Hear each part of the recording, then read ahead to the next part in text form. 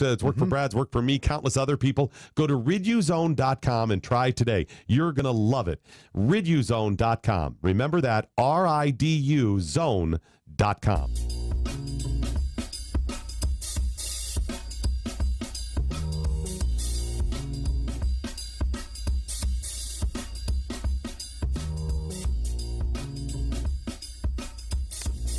Fantastic. Second episode of the Gut Check Project, and we have our inaugural guest. This is going to be a fantastic show. I'm super excited about this. I'm pretty pumped also. So today we have, this is episode number 2 of the Gut Check Project, brought to you by your host, Dr. Kenneth Brown.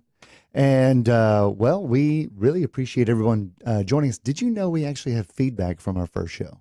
That's what I heard. I've actually been contacted by a lot of people. I thought that you and I were just talking to each other the whole time. As it turns out, some people were actually listening. What do you know? Beyond my mom, beyond my wife, your wife, we actually had some other people who watched. So that was really cool. Hey, one of the things that we had, though, in terms of questions was, can I take Atrantil, and do I need to continue taking probiotics or prebiotics? You may want to address that real quick. So there's lots of confusion around these terms: prebiotic, probiotic. All a prebiotic is an undigestible food source that your bacteria will break down. So fiber is a prebiotic. Okay. So the skins of vegetables and fruits are prebiotics. Probiotics are the good bacteria that people want to take in to replenish your microbiome. The reality is, when you're taking Atrantil, you don't need to take a prebiotic or a probiotic. In fact, the molecules known as polyphenols are actually a form of a prebiotic. They go to your colon, the bacteria will break it down into beneficial things. So essentially, not to be too confusing, but you're basically taking a form of a prebiotic by definition by taking Atrantil. So no, it's not necessary to take a pre or probiotic. If you feel better on the probiotic, I say continue to take it. If you do not feel better, then you might want to hold off on that. So if last week, if you're a listener and you're curious about Atrantil, you can learn more at lovemytummy.com/spoonie. That's lovemytummy.com, and for a discount, use /spoonie. Also, just a reminder, if you ever want to catch up with Dr. Brown and what all he's doing, he has a brand new website called kbmdhealth.com. So it is only a week old. There might be a bug or two in there. There's actually probably a lot of bugs in there, and there's probably a few things that we're going to have to change. And I encourage all the feedback. If you don't like the language, if you want to change the wording, there's a couple pictures of myself that I would change. But, we have to do what we can do and get things up, because that website is there to give information about things that we know that at least my patients are swimming towards us and asking questions. Correct. So we're going to have all kinds of information on CBD, on gut health, on sleep, on brain protection, on everything. It's just a platform. So we wanted to get it up there, and also to give access to people to get high quality CBD, to get access to Atrantil and so on. So yes, we encourage feedback. Hit me up, tell me. You're not a English major, are you? Me no English major. Yeah, me bad at language also. So basically, Eric and I made this website, and there's probably some grammatical errors, and we would love if we learned about it sooner than later. I ain't knowing what you're talking about. But do check out kbmdhealth.com, because there is a lot there. It's going to be resourceful. There's lots of research. There is a store where you will find the brand new KBMD CBD, as well as Atrantil, and we'll have other things added to the store as we put research behind it. Yeah, so when you say research, this is one of the things that I'm most excited about. We're going to have a guest on today, and we're going to be talking CBD and the cannabis industry and all of that. Super smart guy, Shawn Bryans. Was just talking to him outside, and I love his story. You guys got to stick with this show today, because it's going to be super exciting. But one of the things that I want to do is I really want to do clinical research on my patients. It's not necessarily research. I just want to track the results. And we're going to be putting those kind of things first on the website as we await publication. And then once we get published, then we'll go ahead and replace that. But anybody going to that website is going to see the white papers first while they're being submitted for publication. The way it works, you submit it, takes a few months. This is just a way to get access to things much sooner. Much sooner. Last mention here real quick for a sponsor that we had for the show, Riduzone. We just happen to know the medical director of Ridgezone, and it happens to be Dr. Jay Uperi, also a gastroenterologist. At the top of the hour, you probably heard, if you were listening already, the mention of Ridgezone, and it was being read by the late, great Doc Thompson. So shout out to Doc Thompson again. Thanks so much for having us here. The team, Chef Patrick, Ron, everyone, couldn't be happier to now start our second episode of the Gut Check Project on Spoonie Radio. So we did not get pulled off the air last week, which I was surprised, and they actually said you can come back and do another show. I even brought another shirt. That's amazing.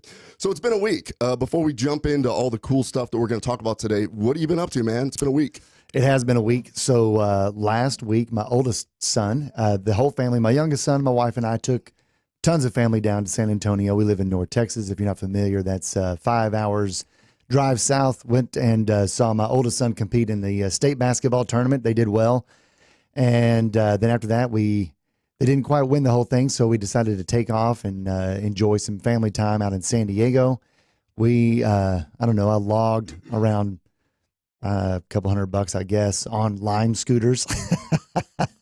If you are looking for a way to enjoy an urban environment, rent a Lime scooter or something similar. While you're out there, did you get a chance to jump into one of the Navy SEAL bud training techniques of water-cold immersion? We did decide not to do that after we put on a wetsuit and tried to surf. That is cold water. It's not warm at all.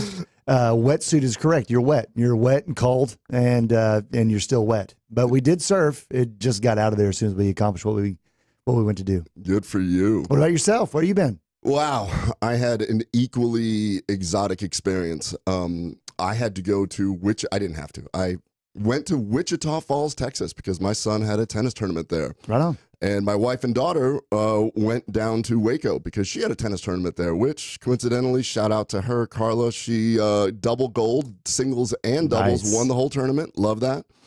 My son Lucas and I in Wichita, if you've ever been there, it's windy.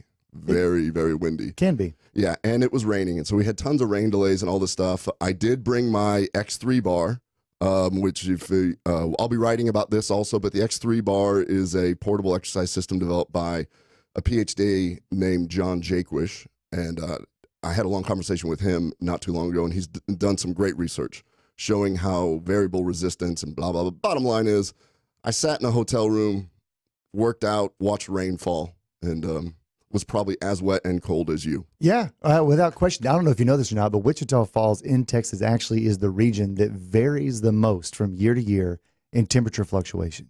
It has the biggest swing, I believe, throughout the entire state. Sean could probably back me up on this by the time he gets in here, but it literally has the biggest average temperature swing throughout the entire state, that little region up there right on the Red River.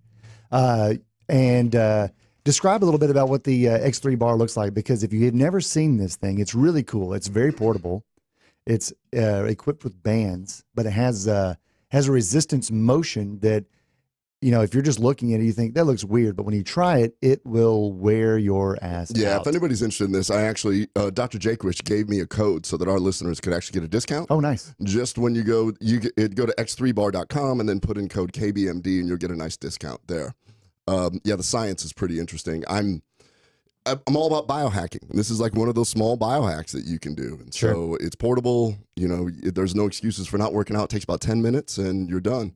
So you will break a sweat. You will think that you won't, but you will break a sweat. In fact, if you go to our Instagram at KBMD Health, there's no need to do it. There is definitely need to do this because you can see big man Eric over here. There's not doing some curls with the X3 bar. Actually, I've got several videos of the X3 bars. So I borrowed someone else's biceps to do that. Yeah, he actually had to stop mid workout because he was getting too big. Yeah, and he was worried about changing his wardrobe. So yeah, I wouldn't be able to fit in this shirt.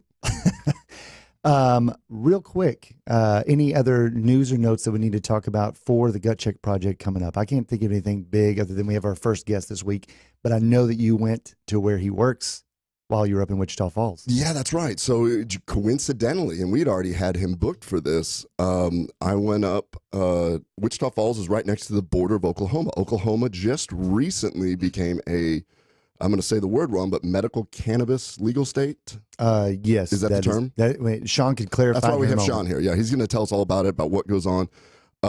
Yeah, so I went up there and took a look, and our CBD product is in that store, and it was really cool to see all the hard work that we have done to educate and get things moving. And so, if you get a chance, Oklahoma is one of the newest states to start medical marijuana. Interestingly enough, though, I do find it kind of perplexing that Texas, being such a large state, watches the bordering states open up a casino or open up the opportunity for medical delivery of cannabis or CBD. And essentially, it's Texas citizens that more or less kind of support that industry. And I'm sure this will be the same until Texas decides to participate.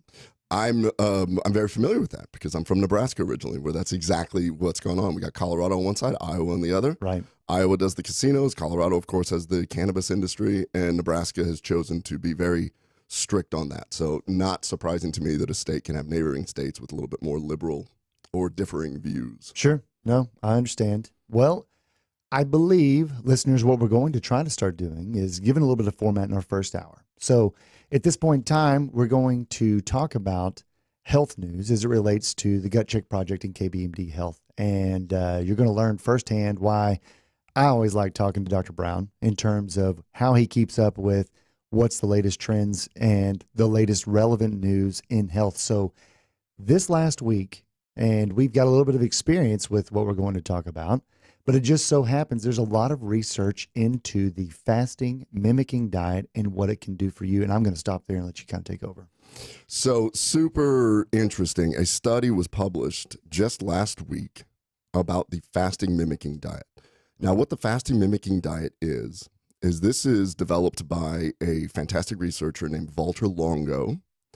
And what you do is he figured out in animals that if you give a caloric restriction, meaning you're going to take about 1,000 calories the first day and then work your way down to about 10% of your normal calories in a very specific ratio of fats, proteins, and carbs, that you can trick your body into believing that it's in a fast. And what that does in humans, he showed that after 5 days, you turn on your stem cells. It actually gets your old cells, sick and old cells, to just go away, called autophagy. And so if you can think of it this way, your body says, okay, these cells that are starting to show signs of possible early cancer, things like that, the body recognizes it and goes, you go away, and we're going to start new cells. And so that's the basis of the fasting mimicking diet. This was developed, and a company called El Nutra has developed a product called Prolon to sort of make it really simple for you to have the exact ratio. It's Prolon, P-R-O-L-O-N? P-R-O-L-O-N. So Valter has been doing tons of research, and, I follow his work through Rhonda Patrick. I follow his work through a lot of other conferences. He's always going to longevity conferences and giving lectures. This time, something very near and dear to my heart, he just published. So out of the University of Southern California, USC, this article out of Cell Reports, the fasting mimicking diet modulates microbiota and promotes intestinal regeneration to reduce inflammatory bowel disease pathology. Very long, big, boring title, but here's what's super cool. Is basically he took mice, he put them on the fasting mimicking diet, and they induced Crohn's disease and ulcerative colitis, so inflammatory bowel disease. And then he showed that these mice had decreased intestinal inflammation, increased intestinal stem cells. They actually reversed the disease, and something else that's really cool is that they improved the microbiome composition. And then he actually showed that it improved leaky gut or intestinal permeability. So stop and think about this for a moment. We have a disease, a chronic disease, inflammatory bowel disease. If you don't know anybody who has this, it's brutal. This is what I deal with in my practice all the time. But by putting somebody on a fasting mimicking diet, you can actually reverse this. Then he compared that group to a water-only fast. Oh, yeah. This is amazing. The water-only fast did not do nearly as well. That's surprising. I would not have thought that. I was completely blown away because I've done I did 3 fasts this year. I did 3 5-day fasts. Mm-hmm. The first one was the Prolon one. I did a Prolon fast, and I could totally tell when those stem cells kicked in. I just had a boost of energy like you would not believe. Next one I did, I tried to kind of hack the Prolon fast. Sure. And tried to do it using foods that I bought and tried to mimic it. I did not quite get that boost of energy. Right. And then my third fast was a water-only fast for 5 days. Mm-hmm. And once again, I did not get that. I just woke up at like 1 a.m. and could take on the world. And so I've actually contacted the CEO of El Nutra that we're actually friends with, Joe Antun. Mm-hmm. And him and I talked. He said, yeah, because that's the amazing thing. People don't realize that the fasting mimicking diet is actually based off of true science in animals. Walter did this all. He worked out the exact ratio, how many days, and then after you do this, you have to refeed. So in this particular group, he had 2 groups of mice. One did water only, and that group did not do as well. The fasting mimicking group had increased bifidobacteria and lactobacilli, which have been shown to improve. So you asked me at the beginning of the show, what about prebiotics and probiotics? Right. Well, guess what? If you do a fasting period, then your body will figure out what bacteria should proliferate more. When we eat, it's actually an inflammatory process. So every time you eat, you actually create a little bit of inflammation in the gut. By giving it a break and by doing the fasting mimicking diet, you're not only giving your gut a break, but your body goes, oh, okay, we're going to get rid of old dying cells, get rid of precancerous cells, and we're going to start brand new ones. And he's proven it with these mice. What is so fascinating to me is that the fasting mimicking diet is so much easier than the water-only diet. I can vouch for that. And we actually had our whole company do it at Atrantil. I think we have that on our page. We did a blog, or Yeah, I think it was right at a year ago. That's correct. And I can say the water fast, it's not the worst thing ever, but it's more difficult whenever your body decides you need to eat. And then you have the influx, I believe it's called orexin, that makes you think, okay, you're ravenous and you need to eat, and you have a burst of energy simply to go out and find food. And I was actually somewhat envious of those who had done the Prolon as the control, because they, and including you at that point in time, did not have the same drive to go out and just eat. Yeah, you were fasting, but at the same time, your body seemed to be tolerating a little bit better. Yeah. When we start thinking about fasting, I actually, after this article got published, I realized that another article just recently got published where they looked at the different fasting types in religion. Yeah. And, we have Ramadan, we've got Yom Kippur. Lots of similarities. Lots of similarities. We have the Daniel fast. We have Lent, which I'm Catholic, but we probably should be fasting in a more serious way with that. But it's just interesting that fasting could be one of the easiest life hacks ever. It's amazing that so many religions had that are based in so much age and tradition. That there are lots of things between religions that actually are incredibly similar, and it also comes down to fasting. So the reason why this is such a big deal is because I have my Crohn's and colitis patients. And if you do have Crohn's or colitis, or you know anybody that does, please share this so that we can, help everybody with this, because I don't think a lot of doctors are talking about fasting. No. And so I think my little hack here is going to be the fasting mimicking diet plus Atrantil for the polyphenol effect. And we also know that it gets rid of the bad bacteria that's growing where it shouldn't be, plus CBD, which attenuates your immune system. Right. Could be the magic thing. So I called up Joe, the CEO of El Nutra, and we got to talking about this. And he goes, I want to come down. I want to do the show. Let's talk. And I'm like, yes, let's do this. This is going to be fantastic. So we're going to have a whole episode dedicated to the fasting mimicking diet and the science of it, and how people can realize that it really kind of resets. And it's an anti-aging thing also. So. Well, it's something you can do from home. This isn't something that's going to require someone to go out and get a prescription. You don't need a prescription to do a fasting mimicking diet. You simply just have to schedule the time to do it and then commit to it. And then I would imagine, you being a gastroenterologist, if you see somebody make those kinds of improvements, that's really all you want, is the best for your patient. And if they can handle that on their own and escape disease, it's a win for everyone. And it's natural. It's natural to do it. So in Walter's studies, it's really exciting because what he showed is it is anti-aging, it is anti-inflammatory, and what's really fun is that he also showed that you have to refeed. So once you do that and you have the discipline to do those 5 days of decreased calories and using the fasting mimicking diet, when you start refeeding, it is awesome because, and he also showed that if you do it 3 times in a year, that is equivalent to doing ketogenic diet year round. So it's a whole lot easier. Yeah, he showed that in different animal models also. So for those who are out there ketoing, and if you're struggling, because there's many who don't struggle, but if you are struggling, maybe this is an alternative. Have you ever done keto? I have done it, and I have fallen off of it and gotten back on and fallen off.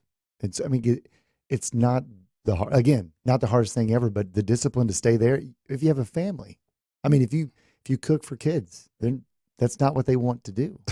So it's difficult. Joe Rogan had Dr. Addy on, and they were kind of joking. Apparently, they both have young kids, and they were talking about how they just kind of ruin their diets by making peanut butter and jelly sandwiches for their kids and cutting off the crust. And Joe would just eat the crust off. Of course, yeah, you do. So I did that also. So every time I've done keto, I would lapse without trying to lapse. I would end up doing dirty keto. Sure. Where I would just be like, oh, it's bacon and eggs. I'll eat as much as I want. And then later I'll be like, well, I'm sure I can have this bowl of rice. Yeah. Well, you know, but with keto, if I remember correctly, you were talking about lab results, even on yourself, that where there's advantages to doing keto, but if you end up doing, like you called it, dirty keto, you might actually throw your desired results off because your body has moved to doing fats, and then you've basically thrown in this carbohydrate. And talk a little bit about that real quick. So I like to do, so one of my problems, and we're going to probably get into that a little bit with Shawn when he comes on. When I do something, I go all way the way. So I'll try it. So I'll just go keto. And then over a period of time, I didn't realize that I'd listen to a Ben Greenfield podcast and be like, oh, I need to have lentils now because, or whatever, you name it. And then I totally forget that that's going on. So my functional medicine doctor, his name's Kevin Wilson here in town, and he practices anti-aging functional medicine, and he took my blood and called me up, and he's like, what have you been doing? And of course what we were doing is I'm messing with my diet. Yeah. I'm experimenting with different supplements because we're trying to develop more products. Right. And I'm not really paying attention that I'm doing everything at once at the same time. Sure. And all of a sudden, he's just like, your labs are messed up, buddy. Come in, let's have a talk. And I'm like, oh. He's like, what have you been doing? And I was like, you don't have enough time. I've been doing it all. He's like, what do you mean? I'm like, oh, just everything. Yeah, it makes it difficult to find out, but that's for sure. But I will say that every single thing that you've ever recommended to a patient for as long as I've known you, you've tried it on yourself first. I have 100% done that. So I have always done that. In fact, this is not new. I remember being a medical student, and I was in Lexington, Nebraska, running the ER at night. So I was like the only person awake in Lexington, Nebraska at the time. And I decided to teach myself how to do an IV on myself. Sure. Which is hard. Yeah, it is, especially your first time. Yeah. So let's see. I've tried to stick an NG tube down myself. That didn't work so well. I've done I did an arterial line on myself one time. That's ridiculous. Yeah, that's not, don't do that. Don't do any of this, as a matter of fact. Don't do any of it. I'm just saying that I will do it so that you don't have to. The sheer pain of an arterial line is about tenfold of any intravenous line. I had to laugh. There was a comment on my YouTube channel yesterday where, I posted my colonoscopy online. Yeah. Or on YouTube. Don't do that either. And I was awake, but it's hilarious. I actually texted the tech this morning with this, Abby. Somebody in the UK said, and you'll notice that nobody cares about your butt. We're all looking at the screen because patients always get nervous that, oh, I don't want you to see my butt. And she pointed out the second he said that, Abby looked at my butt. And I'm like, I've never noticed that. So colonoscopy, everything. So if I'm not, and this just comes down with everything. I really would never, I want to try things on myself. Then I do a case series with patients. And then I have data to tell people. And I'm going to say, look, this is what happened to me. This is this group of 20 people over here that we're working with. That's why the Crohn's and colitis community is so near and dear to my heart, because I'm using a lot of different things and I'm seeing success with them. Sure. And don't forget, the reason why we were doing Gut Check Project is to talk about KBMD Health, which was born out of the idea of taking what you find out in the clinic, where you're going from anecdotal to applied science, and to find out how we can actually help people. Absolutely. And so this is cool. We're coming down to the I guess, the bottom of the hour. And radio. Patrick, is that what you guys say? Bottom of the hour? Yeah, we're coming to the bottom of the hour. I'm trying to give 30 seconds, but apparently I don't know how to make a 3 and a 0 with my fingers. No, it's okay. It's like you're calling a foul. You know, it's one of these. Either way, hey, we're going to be back here in a little bit. This is exciting. Shawn Bryans is going to be our first guest ever. You guys are going to love him. I wish he could grow some facial hair. So envious of that. I know. He doesn't hold back. We'll see y'all soon.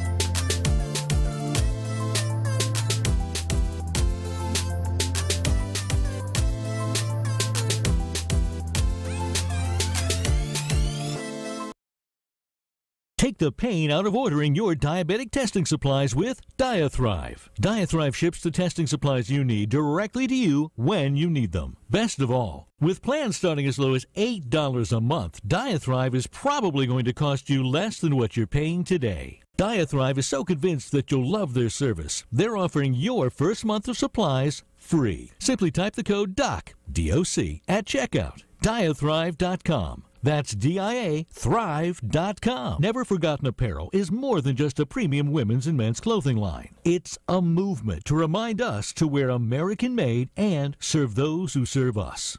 Our heroes. Never Forgotten Apparel gives 20% of their total sales to nonprofits that support homeless veterans and off-duty firefighters, and 50% to individual veterans and firefighters in need nationwide. Check out neverforgottenapparel.com. Use promo code MATT, M-A-T-T, and get 15% off your purchase. Have you done it? You catch a glimpse of yourself in the mirror? I'm one of those people you don't want to see naked.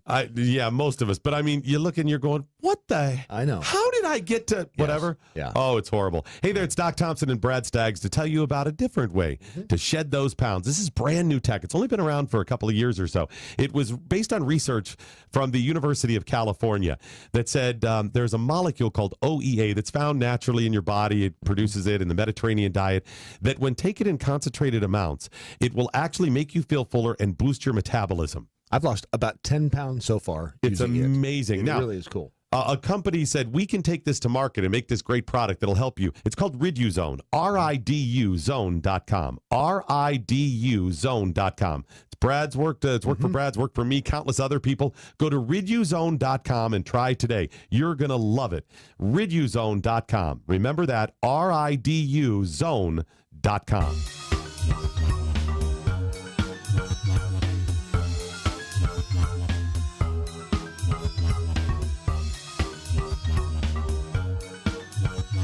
Okay, we're back. We're back to the second half hour of Gut Check Project, episode number 2. And now we are joined with our first ever guest. This is Shawn Bryans. Shawn, say hello. Hey, how are you guys doing today? Doing well. So when Eric and I were talking about our first guest, I just said, I don't care what we talk about, but I want somebody with a beard. Yeah, I started this in the 8th grade, and it's just now got to... Just filled in the patches? Exactly. Yeah, when I turned 30, I looked just like Eric here. So I'm very proud of my beard.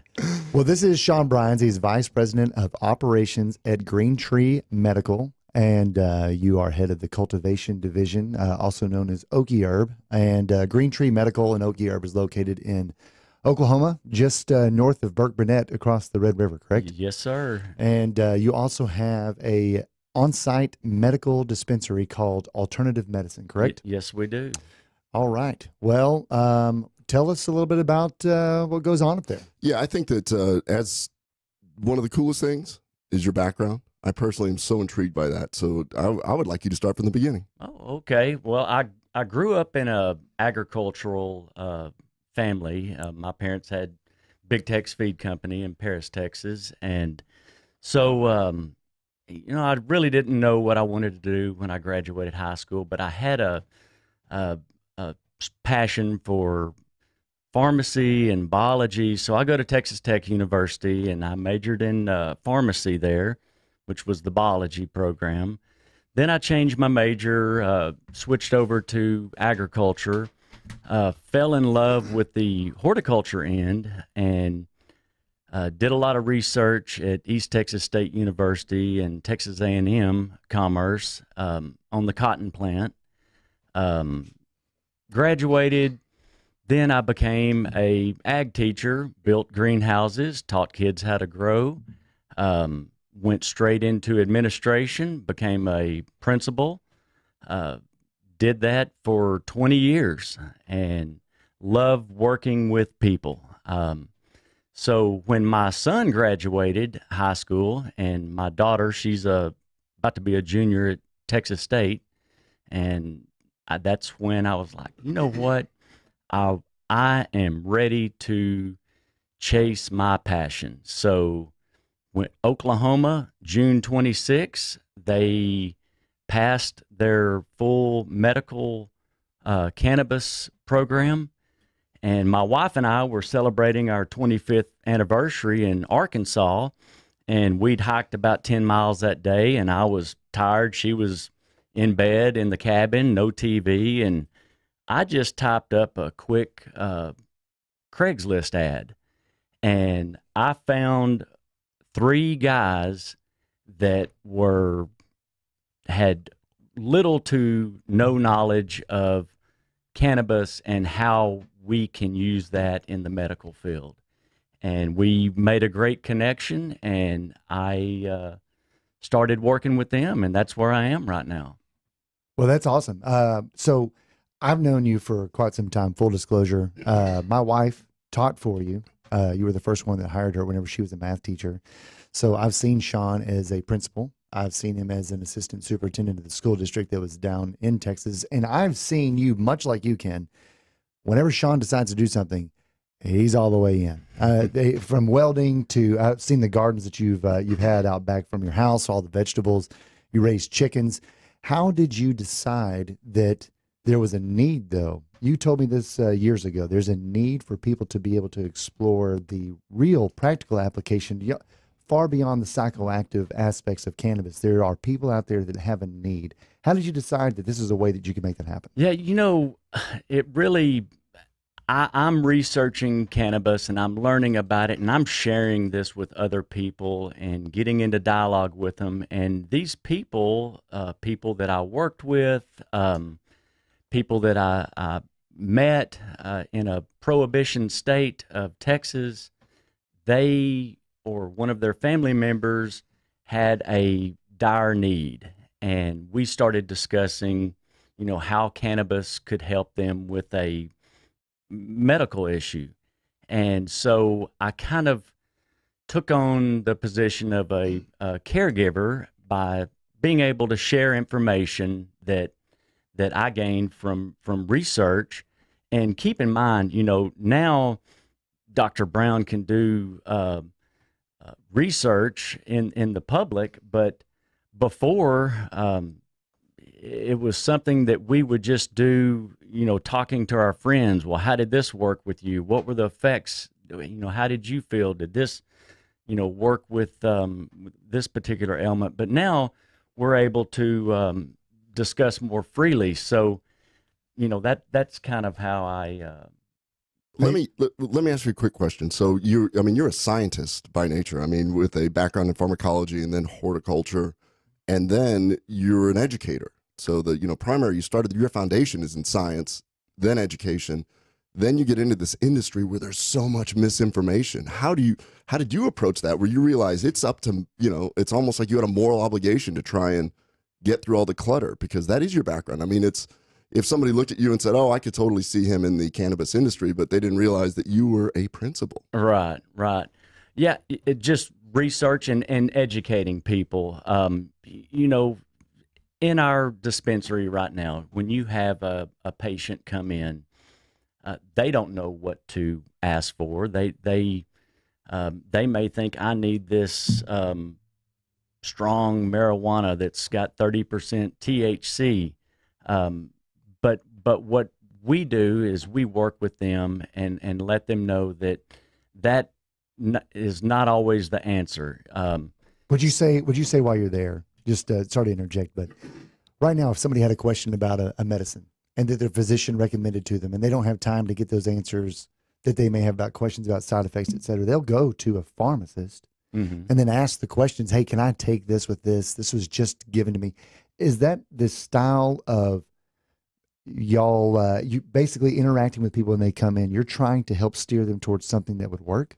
Yeah. So, like the way our medical program works in Oklahoma, basically you communicate with your physician that, hey, I would like to try medical cannabis as an alternative or with your method of treatment that we're currently doing.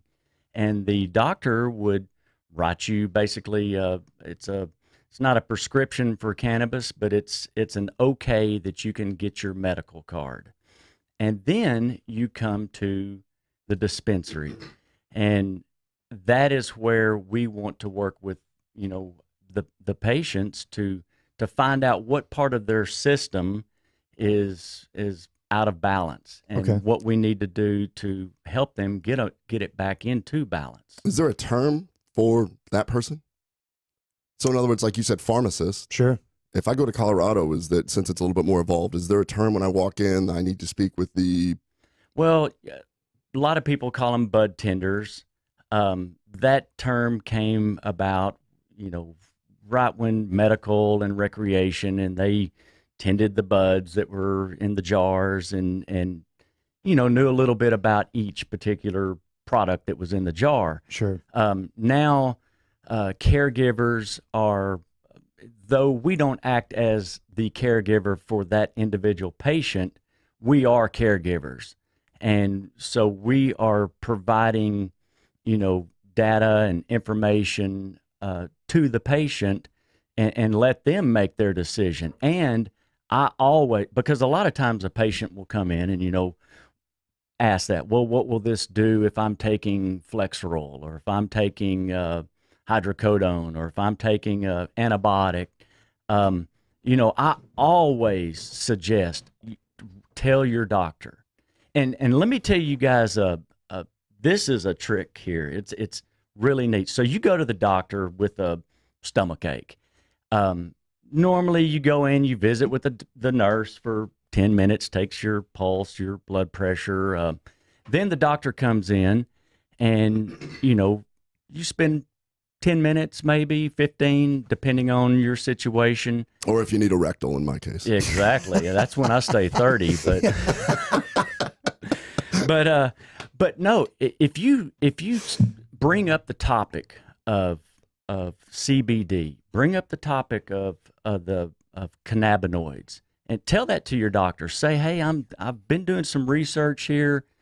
Let me tell you, that doctor is going to sit there for, I've had an hour conversation, and the doctor has 10 patients lining up outside waiting to see him or her, and he's spending his time with me because he is craving this information. Sure. He wants this information, and I want to know what he knows. I want to bounce ideas, off of him and see how I can better either handle my own situations or with other patients that I'm dealing with. You know what I would say, though, even here in Texas where it's not legal yet, and of course you know that, but I see almost daily, it seems like the openness is there. People are willing to discuss something that maybe even just 3 years ago we weren't going into depth on. Do you find that physicians in Oklahoma are starting to become more embracing now that it's legal for them to have this as an avenue? Yeah, most definitely. There was a little bit of fear in the very beginning with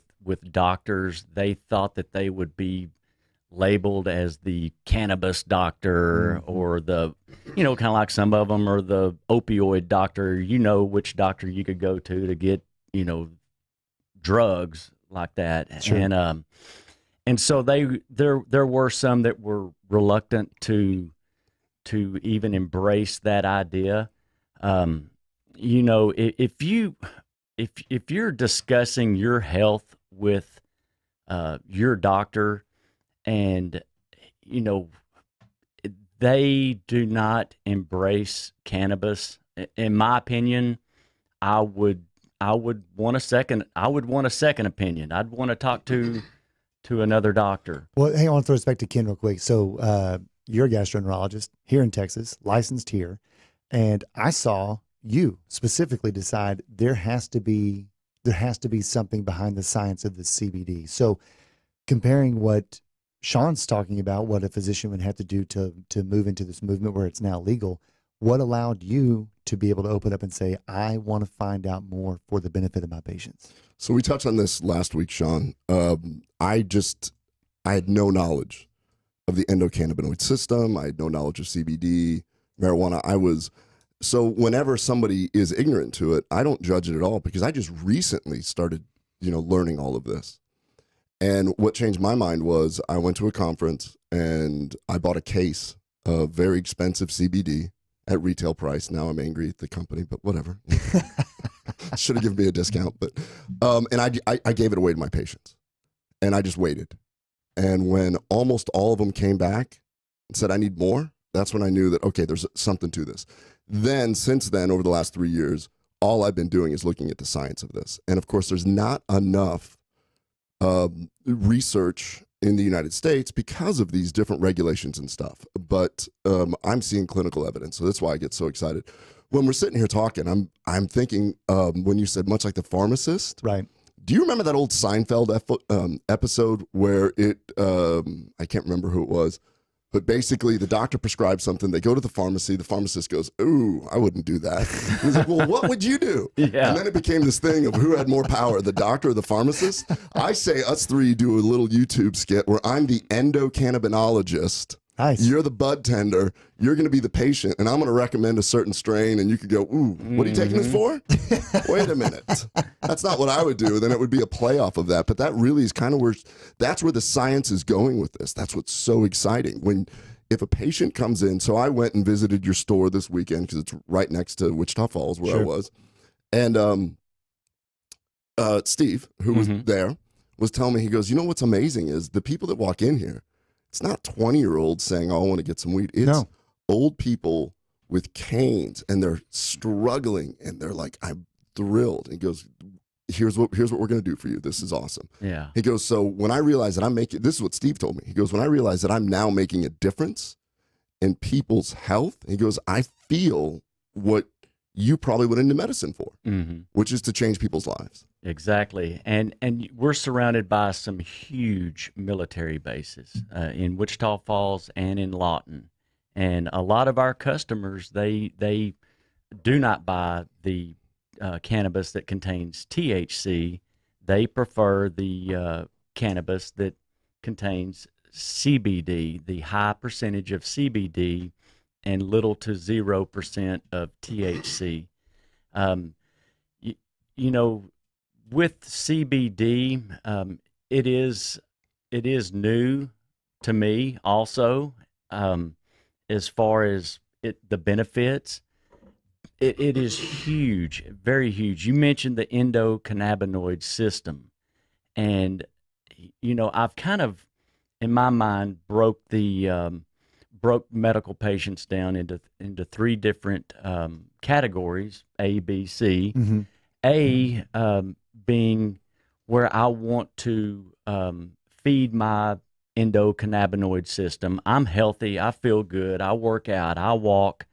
So kind of preventative. It's kind of a preventative. Okay. And then B, moving into a patient that has an ailment, whether it's a backache or a Inflammatory process. Inflammatory, exactly. And then all the way up to our severe cancer and things where you're really going to have to wage a major war with CBD. But yeah, our patients that come into our facility, even though you could come in, if you've got your medical card, I can sell you 3 ounces of Gorilla Glue, which is a cannabis strain. I haven't done that. I have not. I have an 82-year-old man that pulls up and he will buy CBD flower, which is CBD. Cannabis contains CBD and THC. This strain of cannabis contains 16% CBD and like 0.3% THC. And that's what this guy buys and loves it. He could buy, 10 THC, but the CBD Is what's making a difference for it him. does make a huge difference. Steve, our manager and bud tender, you know, I asked him, I said, tell me what you think, because he's a cannabis user, and he picked up this bottle, and he said, I'll tell you what it does for me. He said, in the evening, I'll take a dropper and put under my tongue, and I'll hold it in my mouth for 4 or 5 minutes, and then I'll swallow it. Swallows it, he digests it, he goes to bed. He said that when he wakes up in the morning, that his whole body just feels rejuvenated. He pops right up out of bed. He's ready to go take on the day. That's what CBD does in your muscular system. It if you're already in that number one zone where you're just maintaining it, it helps keep you say homeostasis. Homeostasis. Homeostasis. It just keeps a nice, even Level. balance or level in your body, and that way you feel great when you wake up, and then other systems will start to fall into place. Well, I kind of want to get into it also as we move through the show, because we're going to have you for another hour. But there are differences in CBD and where you get it and what's labeled as CBD. Exactly. Definitely. And Before I forget, I just want to ask one thing. You said that you are surrounded by military bases. Yes, sir.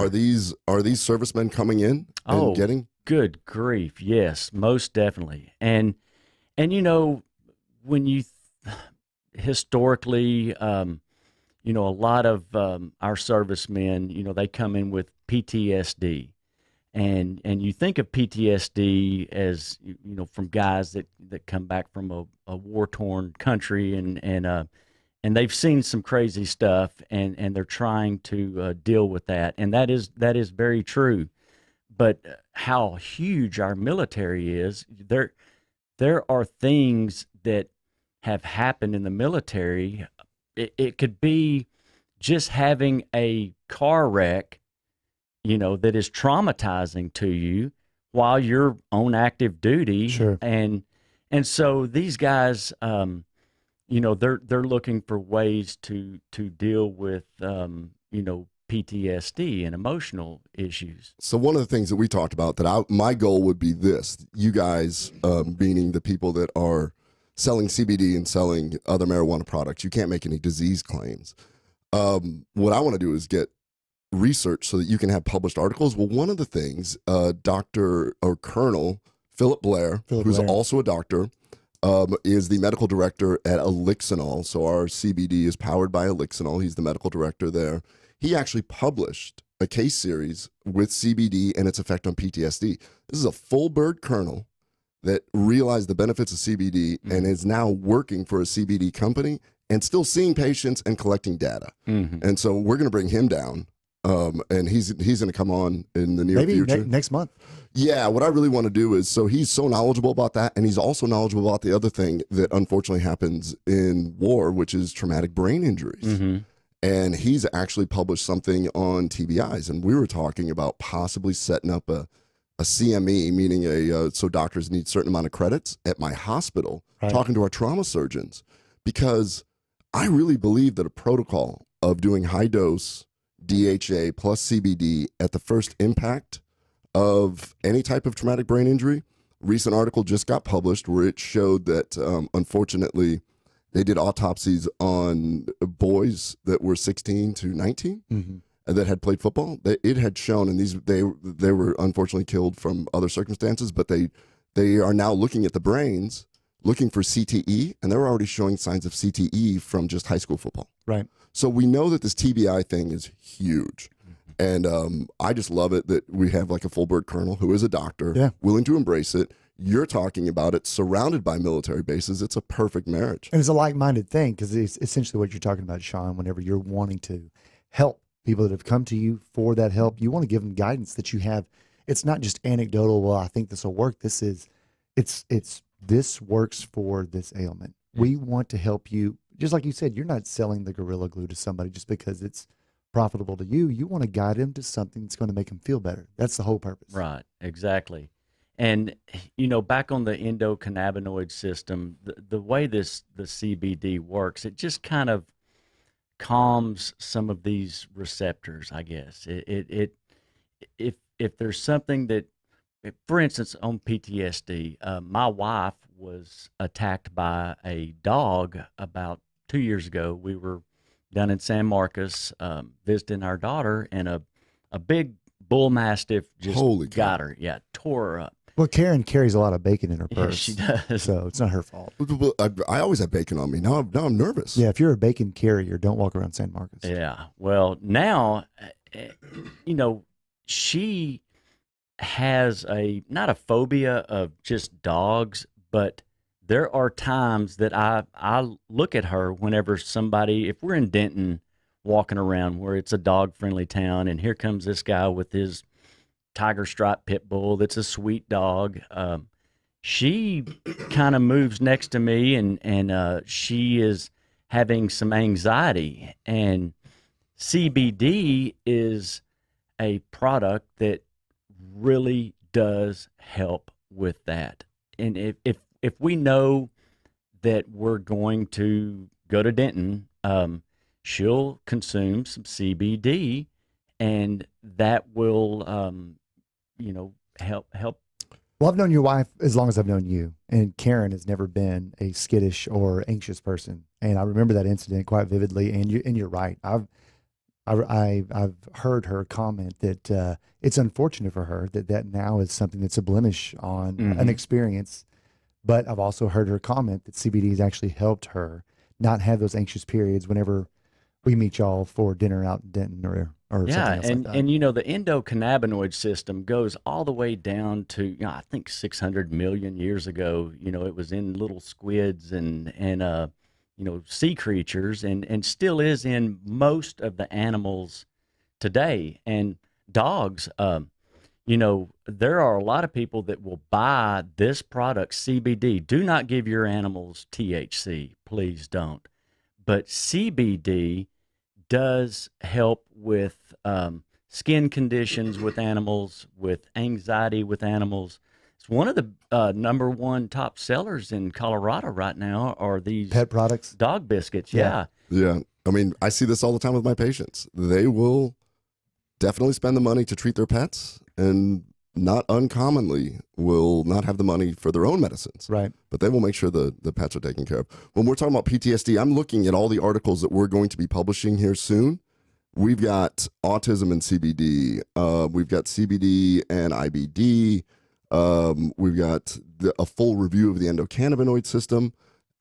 We're going to do PTSD and CBD. Yeah. And these blogs are all about the science with references, so that you can just hand them to people and go, oh, here's this. You can look at it. We're not making a claim, but you can do your own homework. Mm-hmm. Just like you did, where you felt that moral obligation to get out there and be a caregiver. Now you are actually going to have to educate in a way without making claims. And in my opinion, as a doctor, the best way to do it, and as an educator, is to give references. Exactly. This is not my opinion. This is just based on this whole process. To bring up Dr. Blair's name again, that's actually one of his biggest goals, is how do I end up taking my research and make it more applicable to the VA and to the bases, because these are the gentlemen who are fighting for our country, who are putting a lot on the line. And oftentimes when they go to that system, that machine, the options are limited. There's obviously not enough counseling. They talk about in the news today, but oftentimes it's just to the prescriptive therapies and not to CBD that actually could be making a difference for them.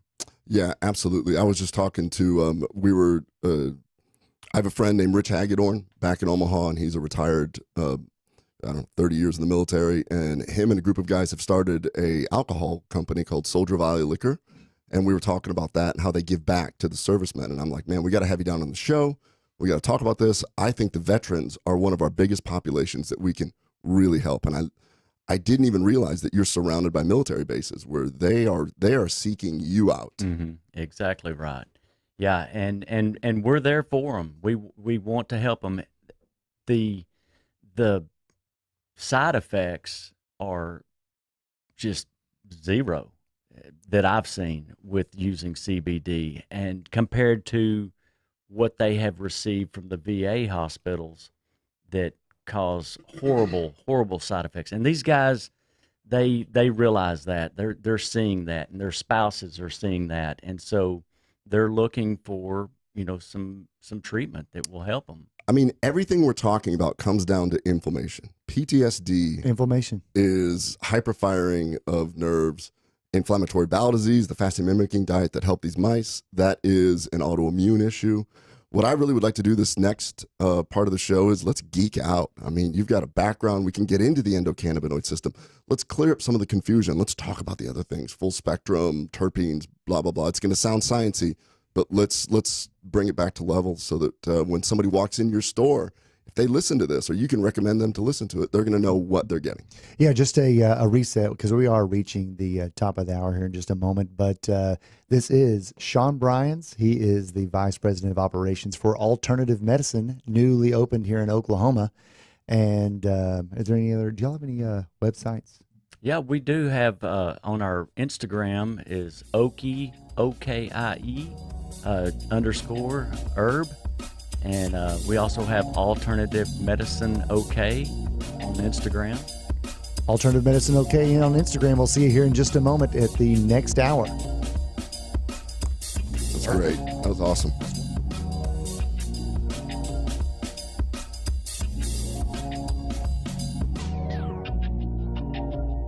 Get Spoonie shows on demand at spoonie.com. This is the only 24-hour take-anywhere platform dedicated to food and fun. We're Spoonie. News this hour from townhall.com. I'm Rich Thomason. Investigators hope to have at least some information from the black boxes of the doomed Ethiopian jetliner by day's end. Those devices now being analyzed by experts in France. Here in the U.S., FAA Acting Administrator Daniel Elwell says his agency had to investigate before ordering all 737 MAX jetliners grounded. It is in our minds now a link that is close enough to ground the airplanes. He was on NBC's Today Show.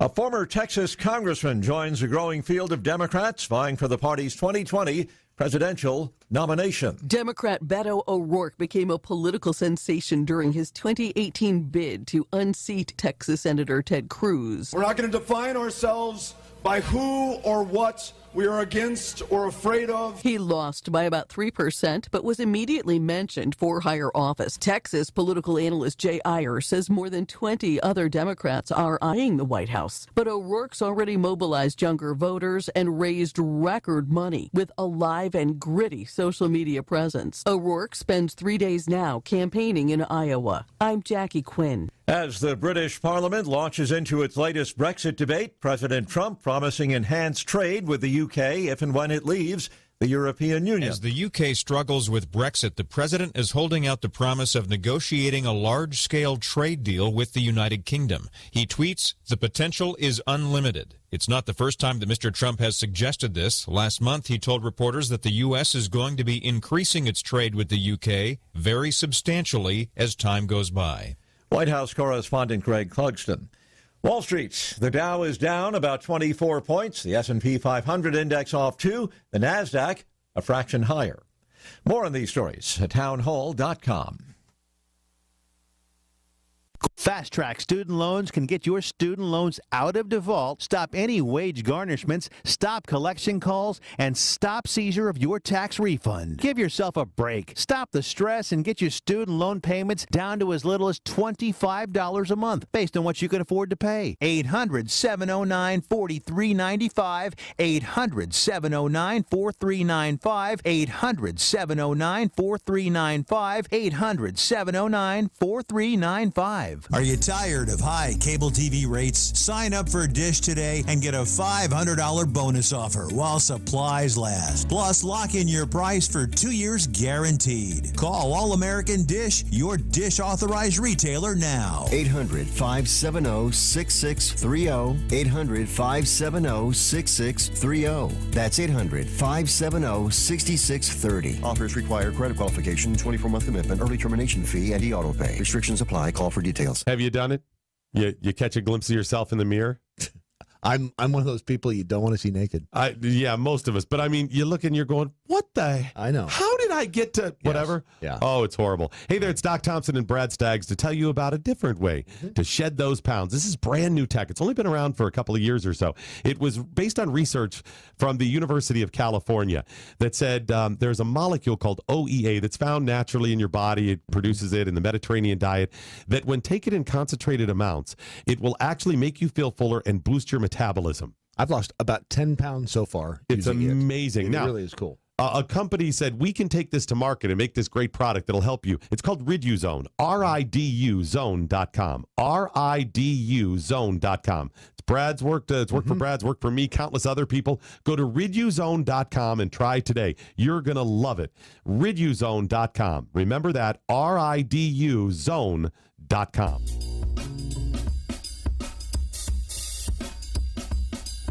Well, hello, and now we're going to start hour number 2 of episode number 2. We are still joined here by Mr. Shawn Bryans of Alternative Medicine. He's the VP operations of that and Okie Herb. And just a quick reminder as we start off the second hour, if you are interested in picking up your own Atron Teal, just go to lovemytummy.com/Spoonie. Use discount code Spoonie for some savings for yourself. And then, of course, if you want to check out KBMD Health CBD, you can also go to KBMD or KBMDhealth.com, or maybe somewhere else you could go. That's right. You could come over to Oklahoma and pick up some KB CBD oil. When we saw this product enter our store, when Eric and I met, I immediately fell in love. And the first thing that jumped out at me was, having Dr. Brown's name on the bottle. So many of our patients that come into our dispensary, that's the first thing that they ask. They're like, would a doctor recommend this? Would a doctor recommend this? And a lot of times it's kind of funny. They say, what would my doctor say about me using this? And that's when I'm like, well, go talk to your doctor. Tell your doctor what you want to do. Ask your doctor. But this particular product that's backed up with research and extensive studies, we wanted to be a part of this. We wanted this on our shelves. The other thing that really jumped out at me is how this product was made, how it was manufactured, how they did the extraction process. Y'all use a process called supercritical CO2 extraction. So cannabinoids that are on the cannabis plant, they are oil soluble and they are alcohol soluble. And so historically, they would use some nasty chemicals like butane and propane, and they would blast that gas, which in a liquid form, through the cannabis, extract the all of the cannabinoids, and then try to remove some of the petroleum products from that crude oil. And in California, they do a ton of testing on that, and California is not happy with the trace petroleum products that are still in the it's considered a contaminant, right? It is a contaminant. And some of using those, the extraction method, they actually feel that is a contaminant. Sure. Can be, yes. Alcohol. So another way to extract from a cannabis plant, you can take, and back in the day, they used things like acetone and isopropyl alcohols and some alcohols that weren't food grade, like Everclear, for instance, 190 proof Everclear. That can be used to extract cannabinoids from a cannabis plant and do a full CBD extraction. Now, they try to evaporate that alcohol. That's also, and they can't. Sure. You can't get all of All it of out. it, yeah. I have taken, not this product, but I've taken other CBD tinctures that sting real bad under my tongue. Some people like that sting. Kind of like taking a shot of vodka or, some type of alcohol drink.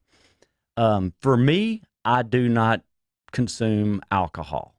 I find it not always. I used to like alcohol, but I don't like it anymore. And when I'm treating a patient, I don't want to recommend a CBD tincture that has alcohol in it or other nasties in it. I want to recommend a clean extracted product that use supercritical CO2. Let me ask you a question. Have you seen certain products that said possibly CO2 extraction and then you put it under your tongue and it burns?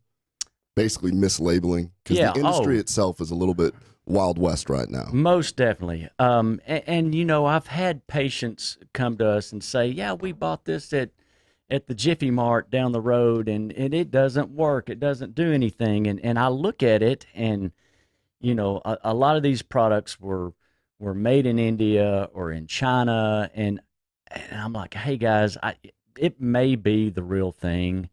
But these guys, and we have other CBD lines in our store also that we know the growers. Sure. And just like your guys, we know where this plant came from. We know that it was tested. We know that it was tested for pesticides. We know that it was tested for levels of THC or CBD or other cannabinoids that are in it. So when I talked to Steve last week, whenever we were entertaining the idea of moving KBMD CBD to alternative medicine in Oklahoma, the very first question he said is, we can't shelve this without a authenticated COA, or certificate of analysis.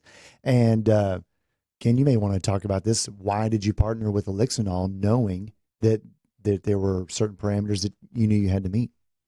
So knowing that the industry itself, so let's back up and just look at the supplement industry. So my initial background was in clinical research, doing pharmacologic studies, and then I, found a few holes there where we figured out we could do something natural to fix people, and that's how we developed Atrantil. Once I get into Atrantil, I realized, holy cow, this industry is, people are mislabeling, they're making claims, they're doing things. So knowing that, if I was going to get into the CBD aspect of medicine, I just wanted to make sure that I went with a company that was completely on the up and up, very open, and made sure that they had complete sourcing. It was an organic farm. They could naturally extract, which is the supercritical CO2 extraction.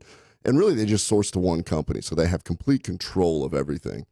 And that was Elixinol. And I've been very happy that I've partnered with them. And when you talk to the CEO, when we have lunch with Gabe, the people that are doing the right thing, they want to help each other out. So they're all about, if you want to do CW, Charlotte's Web, do that. CBD Lions, CBD Lions, another one where everybody's like, yeah, let's just we're not in competition. The people that are doing the right stuff are not in competition with each other. They're there to educate.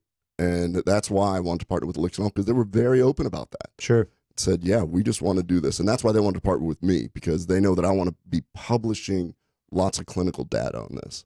Yeah. So another big thing that Stephen also let me know is that we have to have CBDs that is full spectrum. Now, we hit on this a little bit last week, and we can get into a little bit about what full spectrum means and what the entourage effect is. We're going to learn some words like terpenes, phytocannabinoids, full spectrum, and then talk a little bit about somebody who may appear reputable doing things like isolates, but what the limitations are on that. So, Shawn, I'll start with you. What does it mean for something to be a full spectrum product within your dispensary? Yeah, and people that have researched using cannabinoids to treat their ailments, that's the first thing that they ask for. They want a full spectrum CBD, and it is very beneficial because all of these cannabinoids, CBN and CBD and CBG and even THC, they all work with each other. And that's why having a full spectrum product here, extract, is very, very beneficial. I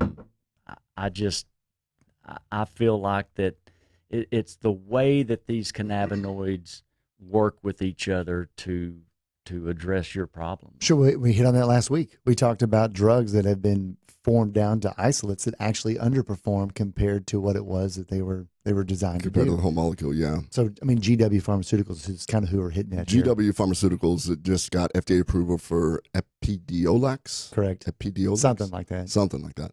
Then it got approved for seizures, and it is a CBD isolate. What is interesting with that, and we're going to be publishing more, there's a great example because I'm not a neurologist, but as a gastroenterologist, they did try to look at that particular isolate in ulcerative colitis, and they ended up having a big dropout rate due to side effects. I don't see side effects when I use the full spectrum. Nope. Right. Not at all. And, well, in talking about full spectrum, you hit on a little bit also, but the different cannabinoids as well as another word, terpenes. So terpene profile could actually mean something, and this is great for you because we had talked about where is the science going. So CBD is new to everyone. The ECS is not being taught in medical school, and that's a brand new frontier for a lot of people to talk about. But how do you know what CBD combination is going to work for you? Could there actually be some differentiation in doing that? So why don't you go ahead and take that? Well, I'll throw this to you, Shawn. So one of the things that I've been doing a ton of reading, and when you start looking at some of these people who are PhDs and they're writing about this, it gets pretty high level, and it's like any other specialty. I'm a gastroenterologist. I spent 3 extra years learning the gut, just the gut. There's going to be endocannabinologists. You're going to go see your endocannabinologist because the science is getting so dialed in. And one of the things that's really interesting is that different combinations may do different things for different people. So when we talk about the disease state, when somebody comes in and says, Shawn, I've got sciatica. Can you help me with that?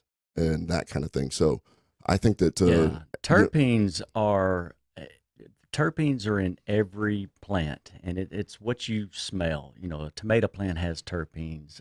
Is it an oil? I don't know if it's an oil, but it is a component, you know, in their structure. But it does have a smell to it. Most terpenes do. The thing that just blows my mind, these guys that manufacture like the vape cartridges, and this is the easiest way to try to understand terpenes and how they can affect the way or change the way cannabinoids affect you. Yeah. You can do a full extraction of THC and CBD, and you can take a terpene like limonene, for instance, and add to that extraction. You can consume that and have a completely different effect than if you added a blueberry terpene to that extraction. What's the other one? Myrcene?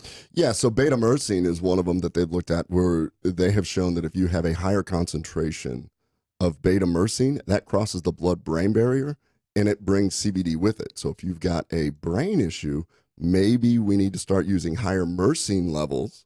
Piperine, I think, is the other one that's more for joint inflammation. Like, we're learning about this. Mm-hmm. It's a brand new science. It's brand new. So exciting. And it's going to take people with a pharmacy background. I mean, that's why I love what you're doing. I mean, you have this educator background as a science, and you're bringing all that into this new space that needs to be cleared up.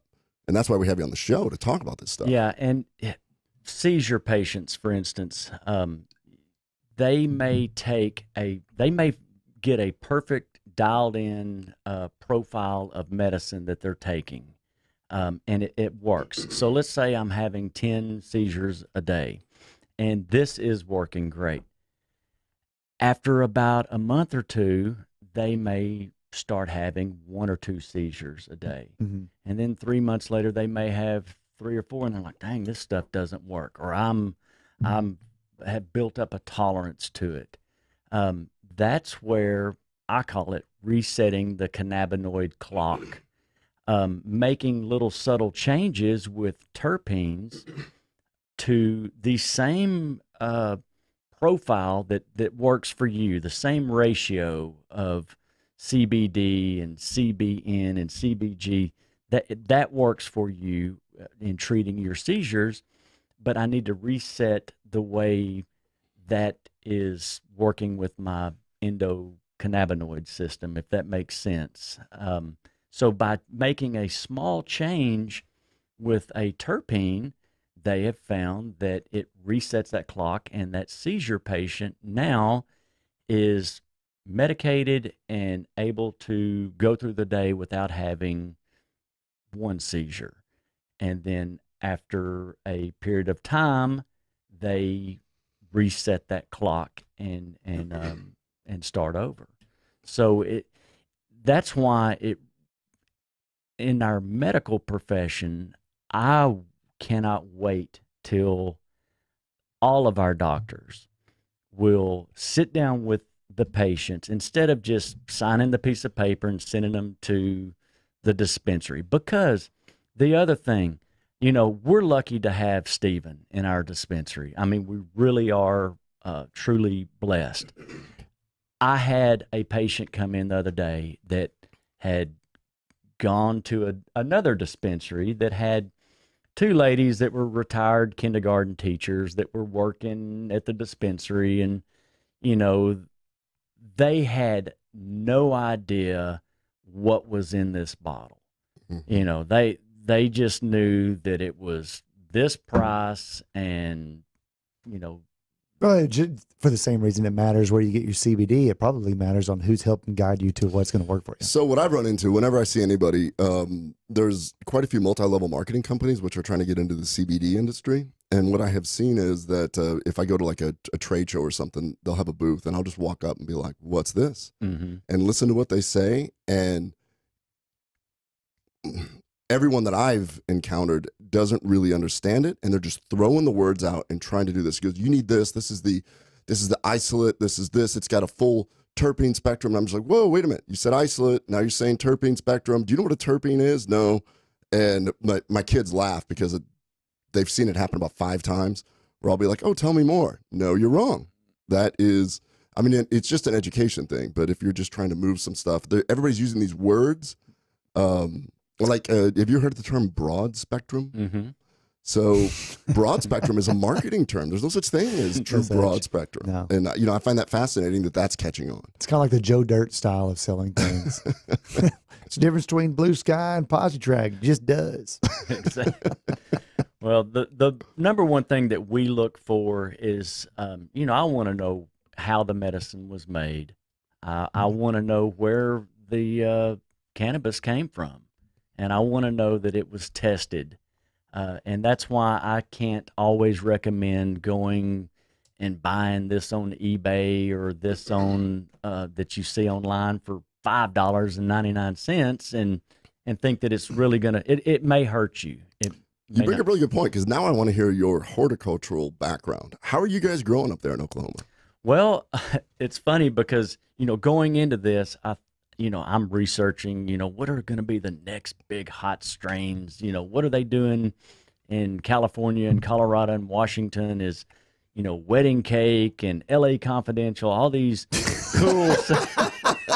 cool strains that are out there. And, but the thing is, in our state, the demand is not for those crazy recreational crazy strains. They want a 1-to-1 or a 2-to-1, 2 parts CBD to 1 part THC. Therapeutic. Or they want our number one seller right now that we sell more of than, I've got 12 strains of cannabis in jars on the wall. We sell more of it's Highway 77 is the strain. It's Red Dirt RX, I believe, grows it, but it's hemp. It's hemp flower. It's cannabis that you can purchase I mean, we sell to Texans. What percentage of your It's- sales would be CBD versus THC? Oh gosh, 90%. So let's clarify for anybody that it's, I mean, because it's a wide open industry, what makes hemp CBD legal? Or what makes it so that the Farm Bill passed and now Sure. the federal government at least recognized it? Yeah, they're looking at, they don't care about any of the 50, 60, 70 different parts of the cannabis plant. They look at one thing, and that one thing is THC.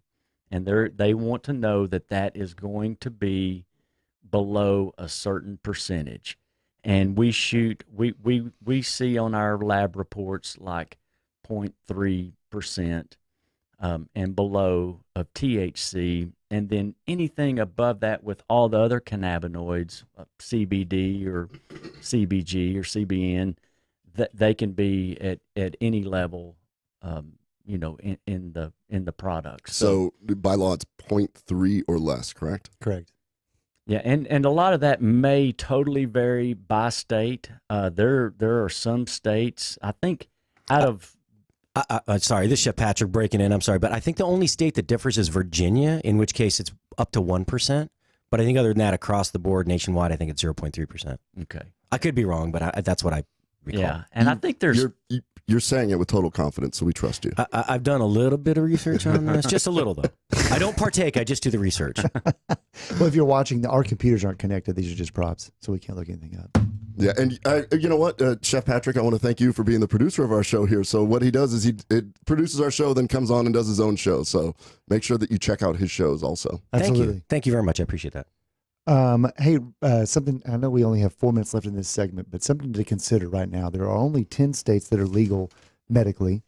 I'm sorry, no, recreationally. And then beyond that, there's 23 that have some form of medical. Texas actually doesn't fit into that because they have specific medical. Yes. And then there are a handful of others that have decriminalized the possession of marijuana or marijuana products or hemp products. So tell me a little bit, what is the trouble? And I know that y'all experience a lot of traffic moving over from Texas to go up to Oklahoma. What makes it so prohibitive right now in Texas that it's not really a medical application? Yeah, so Texas does have a medical program. On Texas, their medical program, there is one qualifying condition, and that qualifying condition is intractable epilepsy. Not the other 130 plus forms of seizure disorders or epilepsy, but specifically intractable epilepsy. A bottle. I talked to a guy that we were doing a symposium in Denton the other day. That, by the way, I had. I thought I was going to have a bunch of North Texas kids there. It was an entire retirement community. Ropes and Ranch was our audience, but met a guy there that has intractable epilepsy. He paid $900 at the one dispensary in Texas for his product. It's $1 a milligram. Oh my goodness! Yeah, and we sell it, $50, $60. Depending on the product, maybe 90. Sure.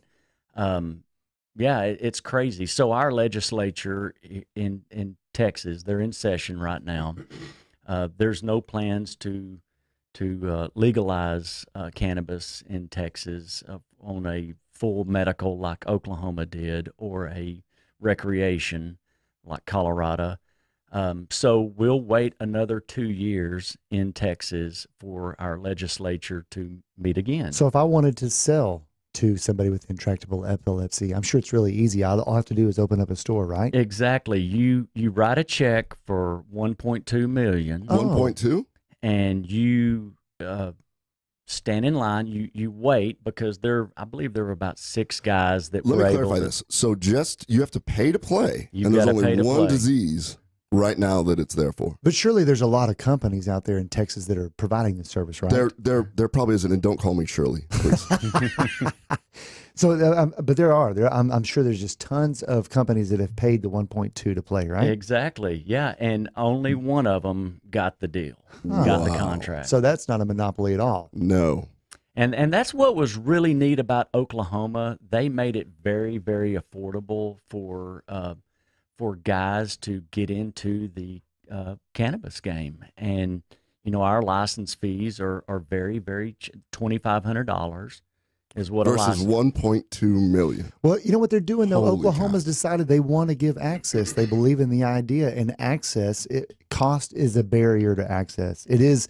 That's why we've priced the CBD the way that we have. That's why we've priced Atrantil the way that we have. I think it's so fascinating that the people that are swimming towards you are the ones wanting CBD, which is really interesting. So everybody's scared of THC, but the people that are looking for it for medicinal use, they don't even want the high THC strains. We've only got 20 seconds till the bottom of the hour begins, but I tell you what, stay tuned, because what we want to talk about is some of the crazy happenings for people who actually suffer. We're going to get to the recent news of David Irving. We're going to talk about a Missouri incident in a hospital. Oh, it was crazy. Shawn, hang out with us another half hour. All right, giddy up. You know, I'm watching his beard grow. Cool deal.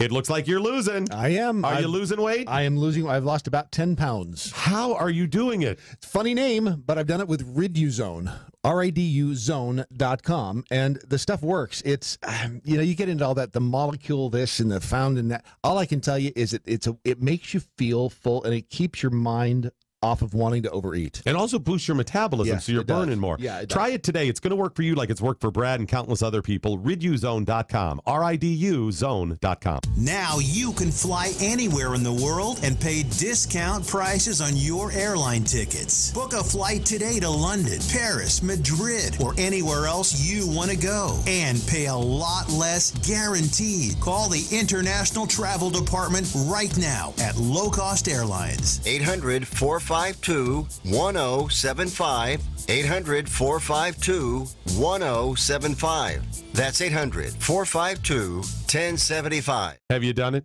You catch a glimpse of yourself in the mirror? I'm one of those people you don't want to see naked. Yeah, most of us. But I mean, you look and you're going, what the? I know. How did I get to whatever? Yeah. Oh, it's horrible. Hey there, it's Doc Thompson and Brad Staggs to tell you about a different way to shed those pounds. This is brand new tech. It's only been around for a couple of years or so. It was based on research from the University of California that said there's a molecule called OEA that's found naturally in your body. It produces it in the Mediterranean diet, that when taken in concentrated amounts, it will actually make you feel fuller and boost your metabolism. I've lost about 10 pounds so far. It's amazing. It Now, really is cool. A company said, we can take this to market and make this great product that'll help you. It's called Riduzone, RIDUzone.com, RIDUzone.com. It's Brad's worked. It's worked for Brad's, worked for me, countless other people. Go to Riduzone.com and try today. You're going to love it. Riduzone.com. Remember that, RIDUzone.com.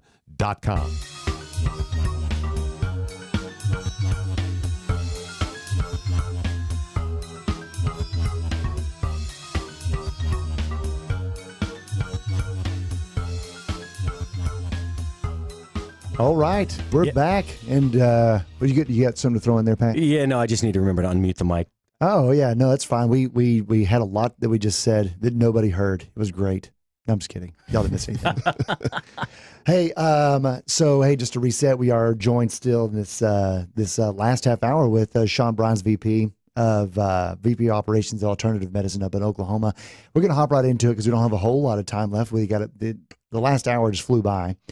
So something that stuck out to Dr. Brown and I as we talked last week, David Irving, plays football, professional football player, originally from California, played at Iowa State, I believe, amazing defensive player for the Cowboys. He just received his third suspension and has decided that he is going to retire. And he basically tested positive for THC. And he claims that he was medicating himself. And just a few things that he said, just to take out of context. If you have kids listening, I'm sorry. I'm just going to quote exactly as he said it on Instagram. So basically, guys, I quit. I'm out of here. I'm not doing this shit no more. Some people are like, oh, you're addicted to weed. I'd rather be an addict to that than the Xanax bars or the Hydros or the Seroquel that they've been feeding you. Essentially, what I take from David Irving's message is, he's finding relief. This is a guy who's playing professional football. He's getting banged around quite a bit. you happen to know somebody who played professional football for quite some time. We talked about him on the first show. I have a buddy, Junior Bryant, played 10 years, and yeah, we talk about it. He took a beating with that. I mean, you get out there, these are massive men hitting their heads, and I just said in the last hour that they're showing traumatic brain injury in high schoolers. So well, and we've got a friend who's a pain doc MD, Kaylee Boutwell, and she is looking also for alternative ways to help her patients not feel pain, and she's been able to take people who've been addicted to opioids as well. There's lots of documented cases out there, and move them over to an alternative therapy, sometimes CBD. So this is what's fascinating about the science of it. So what he figured out is that his endocannabinoid system needed to get back to homeostasis or get back to normal, because we're going to be publishing a lot on this, but when you are low on your endogenous endocannabinoids, specifically anandamide and 2-AG, more importantly anandamide, because that's the one that is kind of low level going around, when that's low, you can see that the perception of pain is higher. And when you get that back to normal, your body down-regulates those receptors. So what ends up happening with chronic stress and with a lifestyle where if you're not sleeping well or you're getting banged up like that and you create chronic inflammation, anandamide levels will go down. Your CB1 receptors actually go down, and the ones that are left become hypersensitive, and then it ends up creating more pain. And then 2-AG goes up, trying to combat that. So now we're talking about some serious science and chemistry, and he's exactly right. Here's some Xanax, that's addicting. Here's some Seroquel. We don't really understand what that's going to do. The side effects are pretty fun, though, because I see that all the time. SSRI inhibitors can create lots of weight gain and things like that. And he found a way to medically correct his own endocannabinoid system, and he gets suspended. It doesn't quite add up. I mean, the NFL, in a really weird way, I think, trying to appear like this clean league, whereas compared to the NBA and the NHL and MLB, which really aren't nearly as stringent for THC checking. You know, right before this, Randall Gregory, he got a suspension with the Cowboys, and I believe it was his third suspension. The interesting thing is, you listen to talk shows and other people talking about these athletes that know that Combine is coming up. They know that in March they're going to be drug tested. Right. And you're like, why does this guy, why does he not stop using cannabis and go ahead and pass his drug test and then use cannabis later when they're not testing? Well, this guy, Gregory, for instance, and obviously, our other David Irving, multiple Cowboys and athletes, they need this medicine so bad that if they did not take their medicine, they wouldn't be playing football at all. They wouldn't be doing any type of sports at all. A lot of them are taking it, whether it's for a mental condition, not just the sore back or the sore muscles from playing, but head injuries that cause these thoughts and ideas to go on in their bodies that they need. If they don't use cannabis, they are just going to implode and not be able to do anything. What I'm hearing is that when I deal with my patients, so let's get back to inflammatory bowel disease. My patients need this medication. I can show on a cellular level why certain drugs are needed. Let's just use biologic, Remicade, for instance. Sure. And if suddenly Remicade was illegal, or much worse, or not worse, but I guess different, when the insurance company decides not to pay for it. Yeah. Now all of a sudden my patient's stuck with a $10,000 bill a month. Well, that's a total travesty. So now we have a very similar situation where I have a mechanism of action. I can show why it's doing well. We have a mechanism of action of why he was taking it on a cellular level. There's no difference between that and the drugs that we prescribe. Right. I have acid reflux. If I can't take my medicine, I'm miserable. And I will, if it becomes illegal and they test for it, And I'm still planning on going back. I've got 1 year left on my college eligibility of football, so I'm gonna try and get back out there. And if proton pump inhibitors, which is what I'm on because I have bad reflux, I'm miserable. I would still keep taking it. Mm-hmm. Well, it's interesting also, Ken, because it was a few months ago that you had showed me some research that you had run across, and there were people who had been able to move away from. I think we had one case that was 28 years of opioid dependency, and she now is not having to take opioids anymore because she was able to start using CBD. And I believe it was post-wreck or post-car accident or something like that. But regardless, the long-term side effects of opioids is over time. We talked about opioid dependency last week. Over time, you basically always end up having to take more. There's a threshold for you to get that. And the GI distress that occurs from long-term opioid use is usually some crazy chronic constipation. And then you have the malaise or the flat affect. I mean, unfortunately for those who become dependent upon opioids, whether it's OxyContin, fentanyl patches, et cetera, it's not a pretty scene. So I will do a small spoiler alert right here. We actually have we're going to be coming out with a blog and some information on this particular thing. And so a few key points, takeaways that'll be for this blog that we do. Pain, this is unbelievable. It has been estimated to cost $635 billion annually. Goodness. So many things are surrounded around pain because that's the thing that drives people to go take something, pain. The opioid crisis is alarming. CBD is the second most abundant phytochemical that we know that has been shown to mitigate pain perception.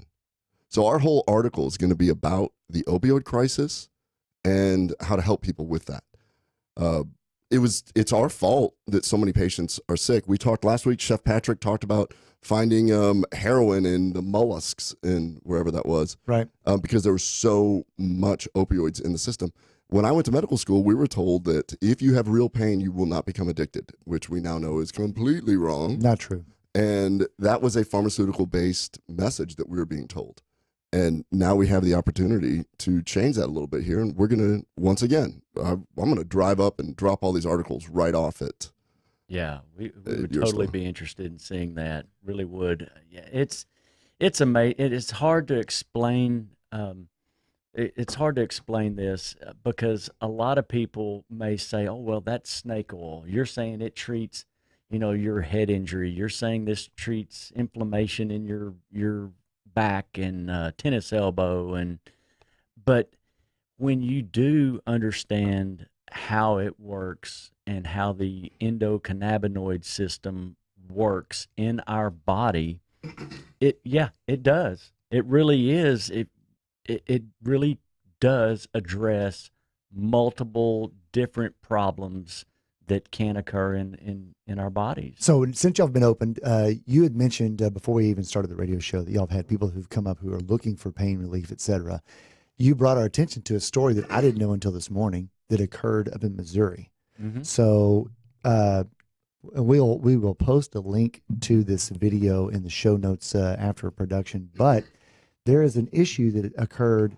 If I get the facts right, there was a Missouri patient, stage 4 pancreatic cancer, correct, who was in the hospital, and then due to a tip, suddenly found him and his hospital room being searched. Go ahead and kind of tell me a little bit please, about that. you guys need to see this video. My daughter, she actually texted this to my wife and I, and my daughter was traumatized by this video. It was the craziest thing. And so Missouri did just pass a medical bill, and they've got a good one that they passed.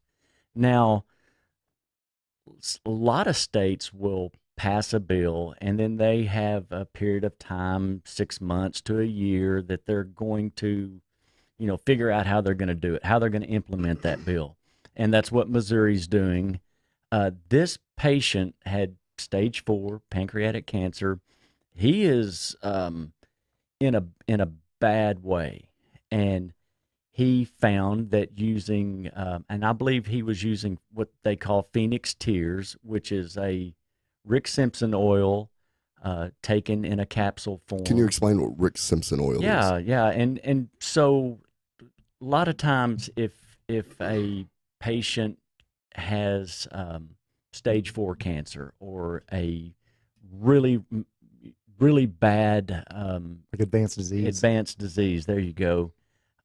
That's where you have to get aggressive with your treatment, and you actually need to really shock and flood your system with as many cannabinoids. I like how you said that. Flood your system.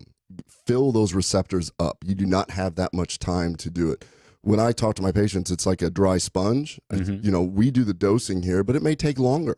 Yeah. 15 milligrams twice a day under your tongue. But if you've got a really dry sponge, meaning your endocannabinoids are severely depleted, it may take time to hydrate that sponge. Yeah. When you've got advanced pancreatic cancer, you don't have a whole lot of time. You better get at it. Yeah, you got to get after it. And that's where Rick Simpson invented this. He actually made his first with a coffee maker. He was using that type of pan to evaporate the alcohol. So basically, if you took 2 ounces of cannabis and you did an extraction with alcohol and you cooked the alcohol off and you made an oil, all of the cannabinoids will shrink down and feel like a little thimble. So it's really concentrated. It's tiny. That's 2 ounces. Right. And so these patients, like this gentleman in Missouri, a lot of times they'll use what they call a tacking method. They'll do a sublingual absorption. So they'll take a little toothpick and put a pellet of that oil on their gums, and they hold it in their mouth you try to hold it 20 minutes. And it's real hempy. It doesn't taste great. They also take the capsules, Phoenix Tears, Bio Bombs, where they have the Rick Simpson oil in the capsules, to aggressively get after this cancer. So that's what this guy was doing. That's what this guy was doing. And also the way CBD plays in that, because I've worked with people that were in this situation. I call it a rescue pack. I got a bunch of different CBD products. I got actually one of my patients. She took this, was the first sale that we had. And it was as a rescue because she was about to consume a large amount of cannabis. And we had to get that level high because we didn't have time. And CBD, as we said earlier, does work with THC as far as balancing that out. So I didn't want her to feel euphoria or stoned. So the CBD decreases the stoning effect. Yes, sir. It really does. And that's why a lot of patients want the 1-to-1, ratio of THC and CBD. But anyway, this guy was taking the Rick Simpson oil in the capsule form, and the police got a tip from a security guard that they smelled marijuana, even though nobody smelled marijuana when they walked in, and they go through the guy's bag, and I think they found CBD is all they found. The guy said, "Look, it's on my fingers. If you want to arrest me, I took it out in the parking lot," and and they go through his in his hospital room. In his hospital room. Unbelievable. And the doctor even comes in and is like, "Do you have a warrant for this?" And if you see the video, they're literally just rifling through his belongings while he is in his hospital bed. And it's being filmed, and the physician. He's in a gown. I mean, he's in the bed. Off of a tip that I thought I smelled some of that. Unbelievable. In a legal medical state. And he even told him, said, "I've submitted my paperwork. I'm waiting on the state. I don't have time to wait." So it's a wild situation. Now I feel just absolutely silly comparing my heartburn medicine when we have people with stage 4 pancreatic cancer that is making a difference in what little life they probably have. Right. And they're being harassed like that. That's Yeah. nuts. You know, it's interesting. A thought just occurred to me, but you said when I compare my reflux situation to somebody with pancreatic cancer, and then I start to think, well, you know, sometimes people, they want to know, how can CBD treat this and then also treat this? But nobody asks that question about opioids. If somebody happens to hurt in a certain area or have a different kind of pain that are completely unrelated, nobody bats an eye whenever you say I'm treating with opioids for multiple different things. Well, here's something that I just learned recently. So, Shawn, you know, Tylenol and NSAIDs are used to treat pain. You've heard of Tylenol. Right. Do you know that we really don't understand how it works until just recently? No.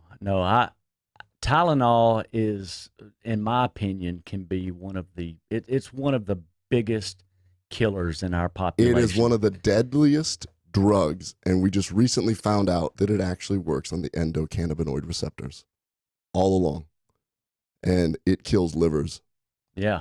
The inadvertent taking of Tylenol. So that's a great example. Yep. We have drugs that are over the counter, which are killing people. Yeah. And it's now recently discovered that it's working on the same receptors, that we have a safe product that works better on it. Yeah. What? It's, you know, let's rotate Tylenol and Motrin. We give it to our babies, our little kids. And let me tell you, I don't know if this is exactly true, but I compare a 500 milligram Tylenol to a fifth of whiskey or vodka as far as what my liver is going to have to do to metabolize that Tylenol pill. And so when I'm taking an opioid, the majority of the opioids, and I guess it's to activate the opioid so your body can absorb it faster or whatever. I don't know. All I know is Tylenol is used with just about every opioid. He's exactly right. You got the combination drugs already. Tylenol, codeine, Percocet. I mean, it's all. They all are combo, and it's Lortab. There's only one reason to do that, is to try and gain the efficacy so that more drugs are sold. Yeah. That's all there is to it. And they both mask each other. You're not really sure which one's working. I don't think Tylenol nor ibuprofen would ever make it past the FDA now if it went through typical rigorous studies. I mean, the GI bleeding and the kidney failure that happens from ibuprofen and NSAID-like drugs, and then, of course, the liver failure that takes place, what people don't realize is they'll get a cold, they'll take Tylenol, and then they'll take Dayquil, and then they'll take NyQuil, which they don't realize all has Tylenol. Yeah. And all of a sudden, I got a patient coming in, and they're yellow, and they're in liver failure, and we're calling the transplant center, and they inadvertently over-the-counter products killed their liver. Yeah. And now, I mean, I just went, what? It actually probably, we didn't even know how it works. Right. And now we're realizing it probably works in the endocannabinoid system, which to me is just ammunition to say, look, these drugs have been around for a long time. They're hurting people. And now we have a safer alternative that works better on the same system. Sure. Well, it's kind of interesting, too, because a lot of this is just or small microcosms of a much bigger thing. And that is, somebody feels like they are threatened by people finding new alternative natural means to feel better. And this is not about getting high. This is not about being an advocate for psychoactive drug recreational use or anything like that in this particular setting. This is simply about people trying to find a better way to feel comfortable and not have to deal with pain. And even in Texas, right now, there's 254 counties. Right now, there's a different way for different DAs in each one of our counties to approach the CBD issue. In Dallas County, not a big deal at all. One county over where there's Fort Worth, Tarrant County, it's, for some weird reason right now, it's a big deal. The DA doesn't like CBD, probably not educated on it, probably has no idea what it actually is, just hears that it could be related to marijuana, and I don't want that in my county. We have patients that come from Abilene and Wichita Falls that tell us we cannot find any CBD in Abilene, Texas. It's been pulled from the shelves. They don't have access to it. So they may be a county very similar to what you're talking about, where it's education. A lot of these guys still aren't educated. That's one cool thing that Oklahoma did do. One of the first big meetings they did have was with law enforcement to go over their medical plan. to go over what you should do on a traffic stop, that how you should handle this, that this is no longer the devil's lettuce. We're no longer going to be the devil's lettuce. Wacky tobacco. I'm going to steal that, by the way, the devil's lettuce. I'm going to use that in my show today. But and I don't want to interrupt, but as I think there's a lot of confusion out there between THC, THCA, CBD, cannabidiol, CBG, CBN. There's all these terms being thrown about.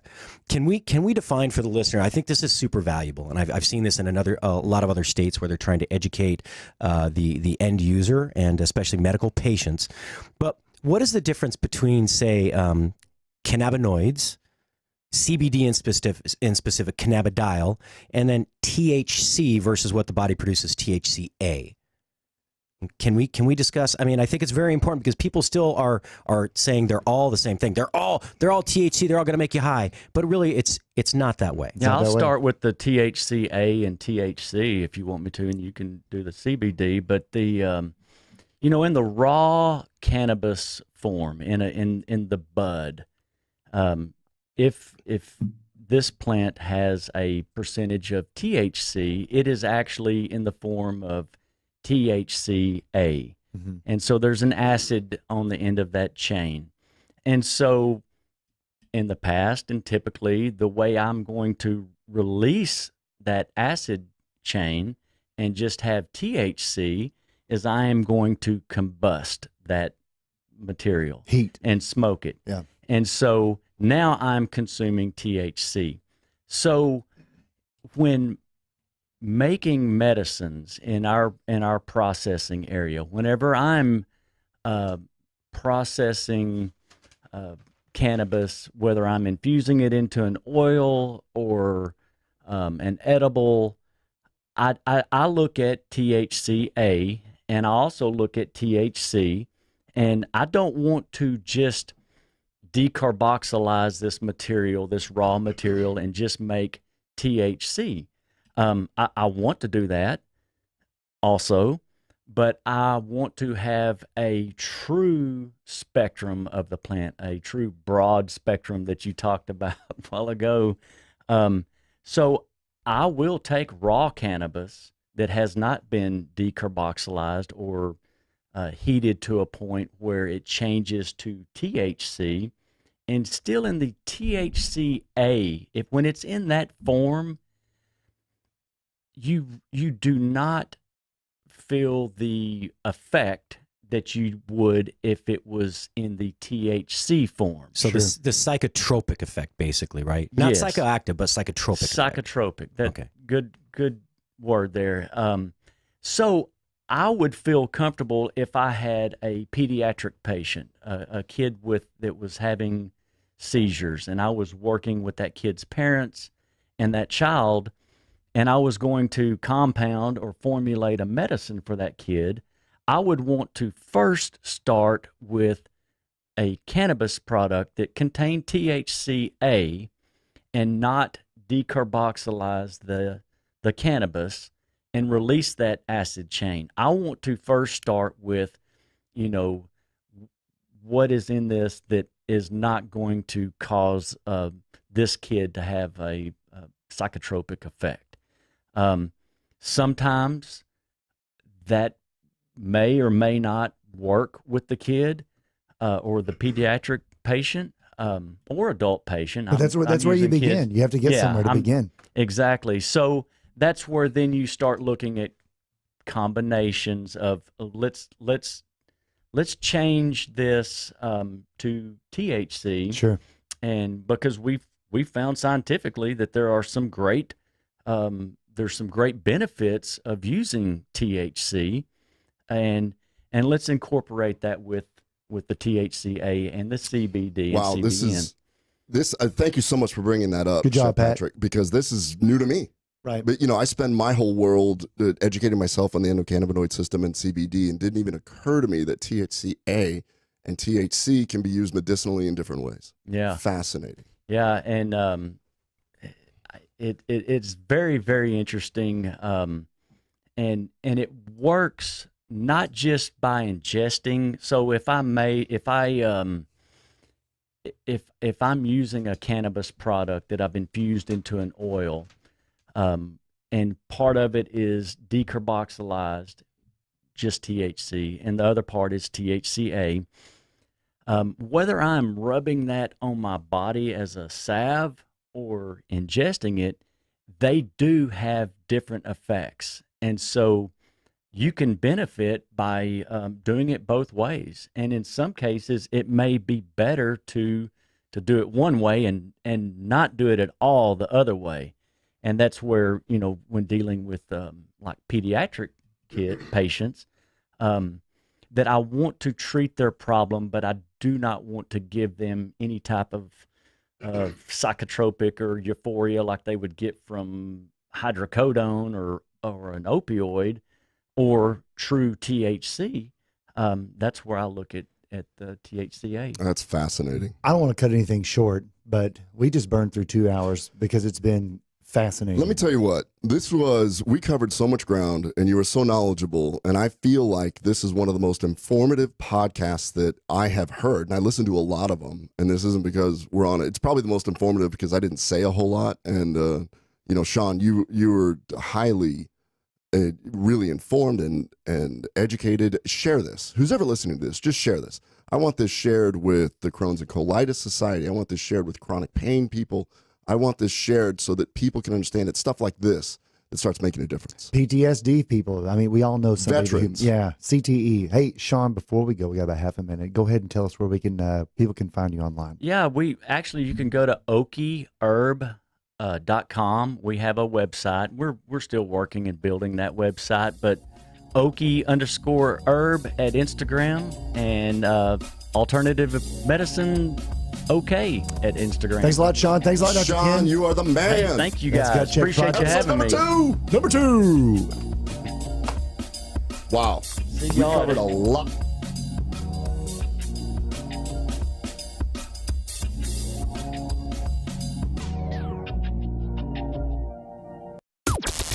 This is the only 24-hour take-anywhere platform dedicated to food and fun.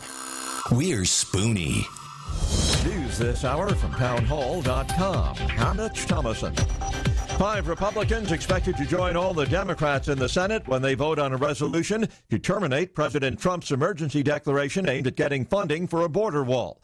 The president warns GOP senators a vote to oppose a declaration would be a bad vote. Hoping to fend off a GOP revolt in the Senate, the president is urging senators to support his emergency declaration. He says it's a vote for border security and fighting drug trafficking. White House correspondent Greg Clugston.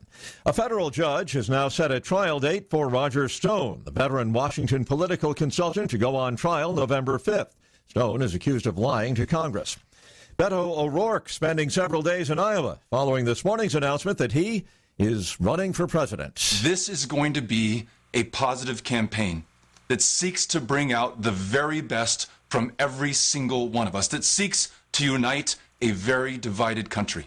It's not only all that snow that's making it difficult, if not impossible, to get around in parts of the Rockies and the plains. We've got a broad area, 50 mile an hour or greater wind gusts, really stretching across the southern and central Rockies into the high plains, Texas and New Mexico, all the way up to the Dakotas. Storm Prediction Center meteorologist Brian Hurley. Thousands of motorists have been stranded, numerous flight delays and cancellations. Nigerian authorities have halted search efforts a day after a school building collapsed with an unknown number of youngsters inside. The death toll is 8. Officials warn it could rise. Former U.S. Senator Birch Bayh has died. The Democrat who represented Indiana was 91 years old. On Wall Street this hour, the Dow down about 25 points. The NASDAQ Composite Index, 7 points in the red. More on these stories at townhall.com. If your family... Have you done it? You catch a glimpse of yourself in the mirror? I'm one of those people you don't want to see naked. Yeah, most of us. But I mean, you look and you're going, what the? I know. How did I get to whatever? Yeah. Oh, it's horrible. Hey there, it's Doc Thompson and Brad Staggs to tell you about a different way to shed those pounds. This is brand new tech. It's only been around for a couple of years or so. It was based on research from the University of California that said there's a molecule called OEA that's found naturally in your body. It produces it in the Mediterranean diet, that when taken in concentrated amounts, it will actually make you feel fuller and boost your metabolism. I've lost about 10 pounds so far. It's amazing. It really is cool. A company said, we can take this to market and make this great product that'll help you. It's called Riduzone, RIDUZone.com, RIDUZone.com. It's Brad's worked. It's worked for Brad's, worked for me, countless other people. Go to Riduzone.com and try today. You're going to love it. Riduzone.com. Remember that, RIDUZone.com. Never Forgotten Apparel is more than just a premium women's and men's clothing line. It's a movement to remind us to wear American-made and serve those who serve us.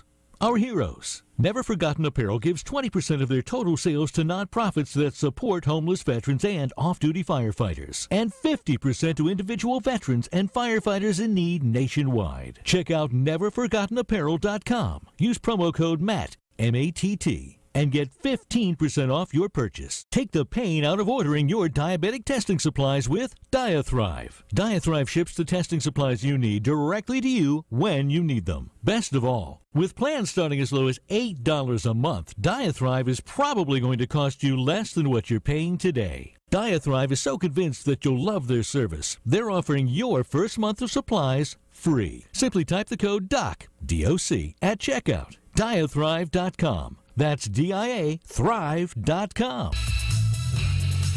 Hey guys, it's Rob Carson. Welcome to another edition of Sound Bites.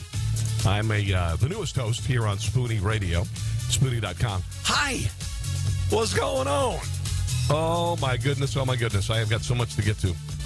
For those of you who don't know anything about me, and well, most of you don't, I'm a talk radio host, nationally syndicated comedy writer, food video host, and I guess I'm kind of frustrated chef wannabe. Been cooking for a good share of my life, and so I'm